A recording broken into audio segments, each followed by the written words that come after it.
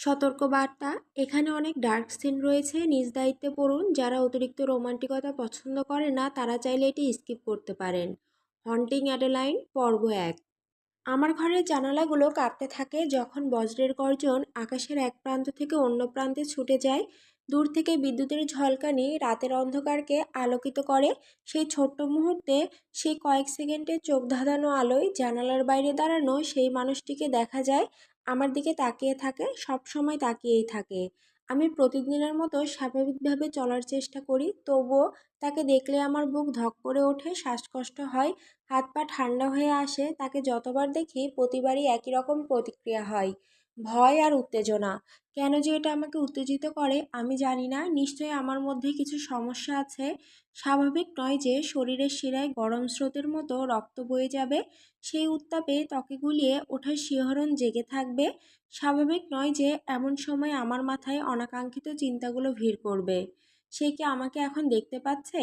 আমি এখন শুধু একটা পাতলা স্লিভলেস টপ পরে আছি, যাতে আমার স্তনের বোঁটাগুলো বেরিয়ে আছে, বা হয়তো যে শর্টসটা পরে আছি, যা প্রায় আমার পেছনটা ঢেকে রাখতে পারছে না। তার কি ভালো লাগছে আমাকে দেখতে? অবশ্যই লাগছে, তাই তো সে আমাকে দেখতে আসে, তাই না? তাই তো সে প্রতিদিন রাতে ফিরে আসে চোখে সেই লোলুপ দৃষ্টি নিয়ে। যখন আমি চুপচাপ তার দিকে তাকিয়ে থেকে তাকে চ্যালেঞ্জ করি, আশা করি সে আরেকটু কাছে আসুক, যেন আমি তার গলায় ছুরি ধরতে পারি। সত্যি কথা বলি, আমি ওকে ভয় পাই, খুব ভয় পাই।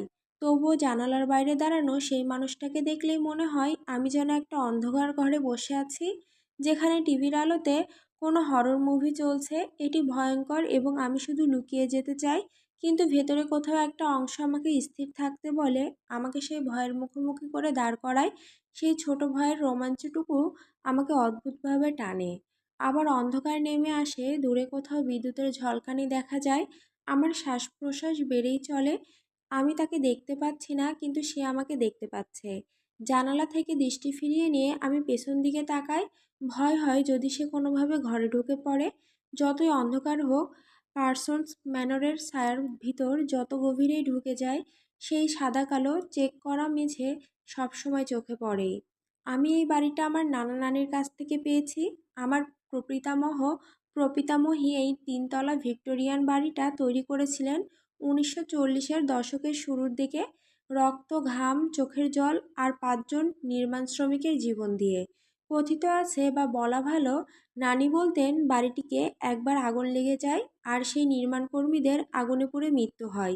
যখন বাড়ির কাঠামো তৈরি হচ্ছিল, আমি কখনো কোনো পত্রিকায় বা খবরে এই ঘটনার প্রমাণ পাইনি, কিন্তু পার্সন্স ম্যানরে থাকা আত্মাগুলোর উপস্থিতি হতাশার গন্ধ ছড়ায়। নানি সবসময় এমন অনেক বড় বড় গল্প বলতেন, যেগুলো শুনে মায়ের চোখ ঘুরে যেত বিরক্তিতে। মা কখনো নানির কোনো গল্প বিশ্বাস করতেন না, যদিও আমি মনে করি মা আসলে বিশ্বাস করতে চাইতেন না। কখনো কখনো রাতে আমি পায়ের আওয়াজ শুনতে পাই। হতে পারে সেই পায়ের শব্দ 80 বছর আগে আগুনে পুড়ে যাওয়া শ্রমিকদের আত্মার, আর হতে পারে সেই পায়ের শব্দ সেই ছায়ামূর্তির, যে আমার বাড়ির বাইরে দাঁড়িয়ে থাকে, আমাকে দেখে, সবসময় আমাকে দেখেই চলে।